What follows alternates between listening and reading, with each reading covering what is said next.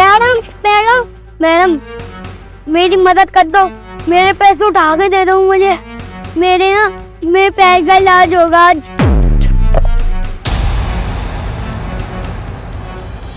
इतने सारे पैसे?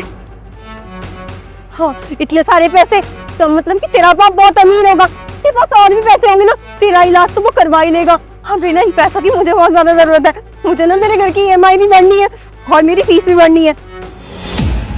हाँ इन पैसों की ना मुझे बहुत ज्यादा जरूरत है और मुझे ना अपनी फीस भरनी है। अभी मैं चलती हूँ, तू अपना इलाज करवा दियो।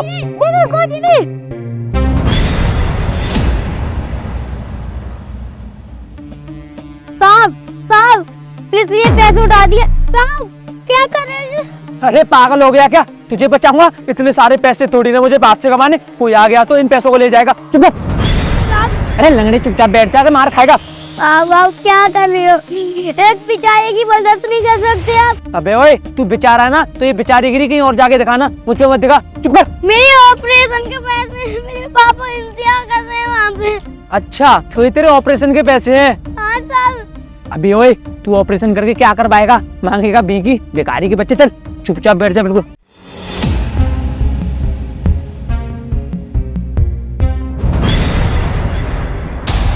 Good morning sir. Good morning.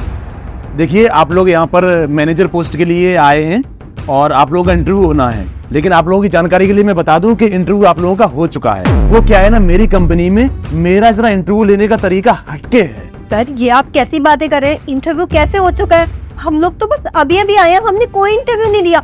अभी तक तो आपने हमारा CV भी नहीं देखा। मैडम मैंने बोला ना कि हमारी कंपनी में मेरा इंटरव्यू लेने का तरीका थोड़ा सा हटके है। मैं ना इंटरव्यू अपनी ऑफिस से पहले ही ले लेता हूँ। हाँ तो सर आप ऑफिस से पहले ही ले लेते हो, तो अभी तक तो आप हमें मिले भी नहीं हो और आपने इंटरव्यू कैसे ले लिया हमारा, है ना भाई? हाँ ये थोड़ी आश्चर्य की बात है कि मैं आपसे मिला भी नहीं और आपका इंटरव्यू हो भी गया, है ना सरप्राइजिंग? हाँ सर तो आप ना क्लियर कर दीजिए ना, अभी तो ऐसा लग रहा है जैसे आप मजाक कर रहे हैं हमारे साथ। वो क्या है ना, आज इंटरव्यू की जिम्मेदारी ना मैंने अपने बच्चे को दे रखी थी। आज आप तीनों का इंटरव्यू ना मेरा बच्चा ले चुका है रास्ते में। सर आप कैसी बातें कर रहे हैं? ऐसा लग रहा है जैसे आप हमारे साथ मजाक कर रहे हो, जैसे हमारा टाइम वेस्ट हो रहा हो। सर आपको ऐसा नहीं करना चाहिए। सर हम यहाँ पे बहुत उम्मीदों के साथ आए और ये जॉब हमारे लिए बहुत इम्पोर्टेंट है। देखिए मैं आपका टाइम वेस्ट नहीं कर रहा हूँ।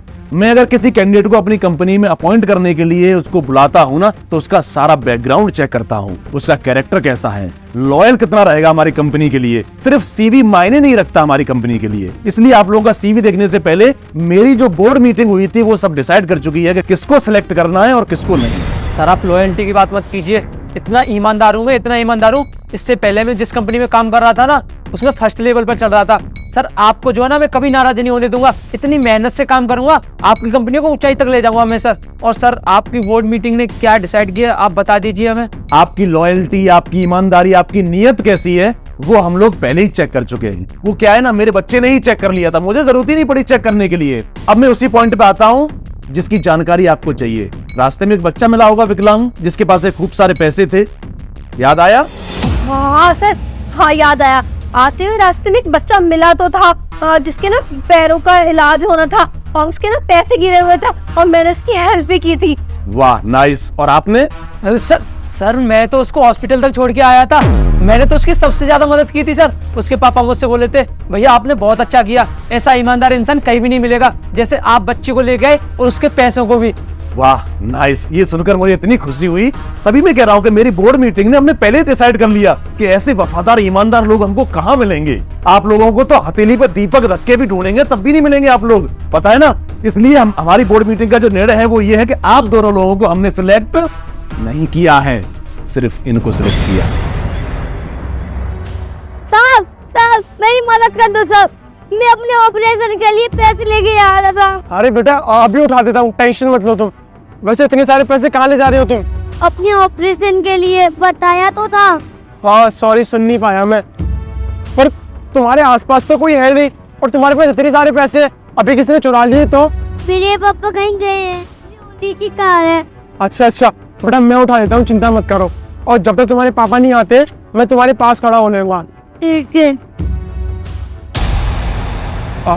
ये लो बेटा, ध्यान रखना अपना। आप ही इसके पापा हो? हाँ जी, मैं 2 मिनट के लिए यहीं पास में किसी काम के लिए चला गया था। अरे कितनी लापरवाह हो आप। आपने इतने सारे पैसे उसको रखने के लिए दे दिए और वो अकेला था। पता नहीं चलता वो रोड है, यहाँ पर बुरे लोग भी घूमते हैं। अगर इतने सारे पैसे के साथ देख लेते हैं इसको तो उसके साथ कुछ गलत भी कर सकते थे। मैं माफी चाहता हूँ, मेरे बच्चे ने आपको परेशान तो नहीं किया? अरे नहीं, बहुत अच्छा बच्चा है आपका, बहुत समझदार भी है।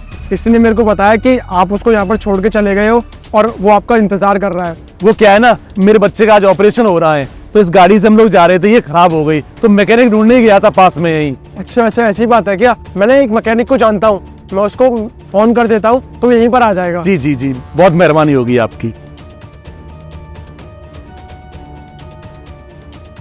हेलो रमेश बाबू, फ्री हो क्या अभी? अरे एक सज्जन थे, उनकी ना गाड़ी खराब हो गई है।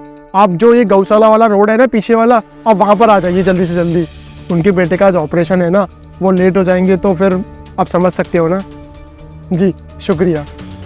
वो 5 मिनट में आते होंगे, पास में ही रहते हैं। जी जी, बहुत बहुत धन्यवाद बेटा आपका। आप जैसे लोग इस समाज में हो ना, तो ये समाज का उद्धार हो जाए। कैसी बात कर रहे हो अंकल, मैंने तो बस मदद की है, और अगर आप जैसे लोगों का आशीर्वाद मिल जाए तो और क्या चाहिए इंसान को। बेटा मेरा आशीर्वाद हमेशा आपके साथ है।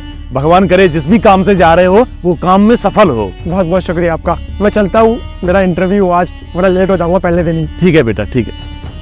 इनको सिलेक्ट किया है पर इनको किस बिहाफ पे सिलेक्ट किया है? आप ऐसा कैसे कर सकते हैं? बिना इंटरव्यू लिए आप किसी को कैसे सिलेक्ट कर सकते हैं? सर मैं बहुत मेहनत करके यहाँ पे आई हूँ, बहुत प्रिपरेशन करके आई हूँ, और मैंने ना अपनी लास्ट वाली जॉब भी छोड़ दी। अगर मुझे यहाँ पे जॉब नहीं मिली तो मेरा तो पूरा करियर स्पॉइल हो जाएगा। और सर सही तो बोल रही है वो, ये डिसिप्लिन देखना, ऐसे ऑफिस में आते हैं शर्ट के ऊपर ही शूटर पहन के आ गया है, इसके अंदर थोड़ी भी तमीज है कि ऑफिस में किस तरीके से आते हैं। डिसिप्लिन ना मैं 2 दिन में सिखा दूंगा उसको। जो मुझे चाहिए होता है ना, वो जिंदगी भर भी नहीं इंसान के अंदर से निकल पाता। ईमानदारी, नियत जो तुम लोगों की खराब है, ये ईमानदारी के खोखले बोलना किसी और कंपनी में बोलना, यहाँ नहीं। जिस बच्चे की मदद के आप हवाला दे रहे हो ना, उस बच्चे को रास्ते में छोड़ के उसके पैसे लूट के भाग गए थे आप लोग। जानते हो ना, वो बच्चा मेरा ही था, मैंने जानबूझ के वहां पर बैठाला हुआ था वो। Sorry sir. अब आप अपना टाइम वेस्ट कर रहे हैं और मेरा भी। सर मजबूरी थी, मैंने अभी नया घर भी लिया था, उसकी EMI जाती है और मेरे पास ना बहुत सारी जिम्मेदारियां भी हैं। बस इसी वजह से ना इतने सारे पैसे देख के थोड़ा लालच में आ गई थी, और कुछ नहीं। मैंने आप दोनों से कहा ना कि आप लोग जा सकते हैं, आप अपना और मेरा टाइम वेस्ट कर रहे हैं। मुझे क्या है ना, इनको ज्वाइनिंग लेटर देना है, तो आप लोग निकलेंगे कि मैं अपनी सिक्योरिटी गार्ड को बुलाऊं?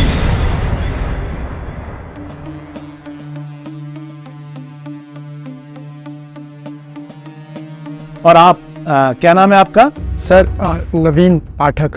जी, मिस्टर नवीन पाठक, तो आप आज से ही ज्वाइन कर सकते हैं। डेफिनेटली सर, मेरा तो ड्रीम था कि इस कंपनी में काम करूं, और इतनी बड़ी पोस्ट मैं घर पे बताऊंगा ना तो बहुत ज़्यादा खुश हो जाएंगे। आपकी बहुत बड़ी मेहरबानी।